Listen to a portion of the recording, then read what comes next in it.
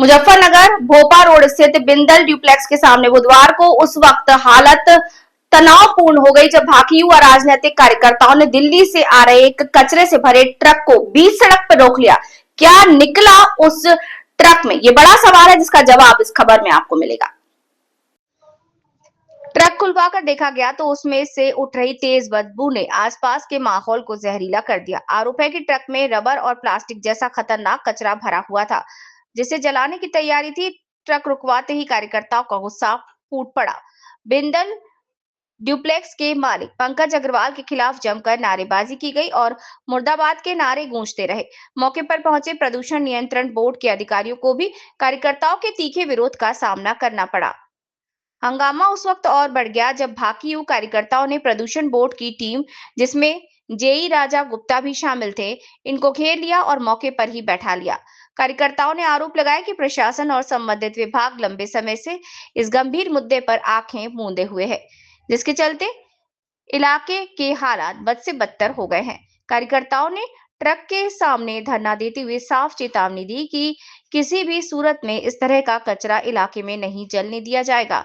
उनका कहना है कि आसपास के कई गांवों में हवा और पानी पूरी तरह दूषित हो चुके हैं। लोगों का जीवन खतरे में है, पीने का पानी जहरीला हो गया है और सांस लेना तक मुश्किल हो गया है। ग्रामीणों का दावा है कि क्षेत्र में कैंसर, सांस, गले और आंखों की बीमारियां तेजी से बढ़ रही हैं, जिसका सीधा संबंध इस प्रदूषण से है। उन्होंने प्रशासन से तुरंत सख्त कार्रवाई की मांग करते हुए चेताया कि अगर समस्या का समाधान नहीं हुआ तो आंदोलन और उग्र किया जाएगा। मेरा नाम मनीष तोमर है जी। मैं भारतीय किसान यूनियन राजनीतिक में संगठन मंत्री हूँ, तहसील संगठन मंत्री। धरने पर बैठे हैं, क्या मामला ये जी, जिले का बिल्कुल उजाड़ दिया इन्होंने। उद्योगपतियों ने आरडीएफ के नाम पर कचरा जला जा रहा। मिली जुली सांठगांठ है सबकी उद्योगपतियों के साथ में। कुछ नहीं हो रहा। हमें चाह रहा है इसका स्थायी समाधान, क्योंकि यहाँ लोग बाग कैंसर जैसी, फेफड़ों जैसी गंभीर बीमारियों से बहुत ही ज्यादा ग्रस्त हो चुके। तो हमारी एक ही मांग है, या तो हमें इच्छा मृत्यु का वरदान दे दे या इसे प्रदूषण से पीछा छुड़ा दे।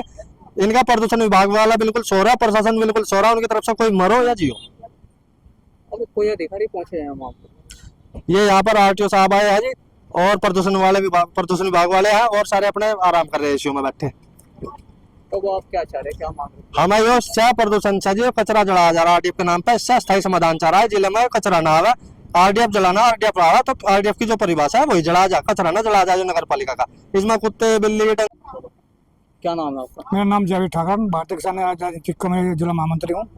यहाँ धरने पर बैठे हैं, क्या मामला है भाई? यहाँ से आरडीएफ के नाम से कचरे के ट्रक आते हैं।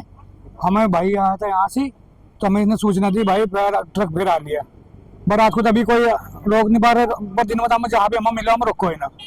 सूचना मिलता है भाई सड़क पर सुबह आया अपनी दुकान पर, इसने हमें सबको सूचना दी भाई मैं ट्रक पर खेल रहा हूँ, मैं कोई बात नहीं, हम आने लग रहे। तो हम यहाँ आए, तो ये भाई हमने फिर यहाँ से जेई वगैरह आए प्रदूषण विभाग के, ये सब कचरा मानते ही नहीं है, इनका आरडीएफ है, वो हमारी लड़ाई है और हम इसे चलने नहीं देने के। चाहे हमारा धरना देकर बैठ गए यहाँ, और जब तक ये समाधान नहीं होता आरटीओ साहब भी आ गए, इन्होंने सिर्फ इसका चालान करा गाड़ी का। चालान से कुछ नहीं होता, चालान तो फिर भर कर चल भेजेगा, कूड़े को तू रहेगा। मैं तो अभी तक वापिस जाने थे, कूड़े को ना अंदर जाने थे, या तो उनके गेट पर डलवाओगे या उसका अधिकारी होगा गेट पर डल लेगा। भाई हमें इसे चलने देना, चाहे हमारी जान चली जाएगी। तो अधिकारी से कोई उम्मीद है इस तरीके का जो काम? कोई उम्मीद नहीं भाई, कोई उम्मीद नहीं।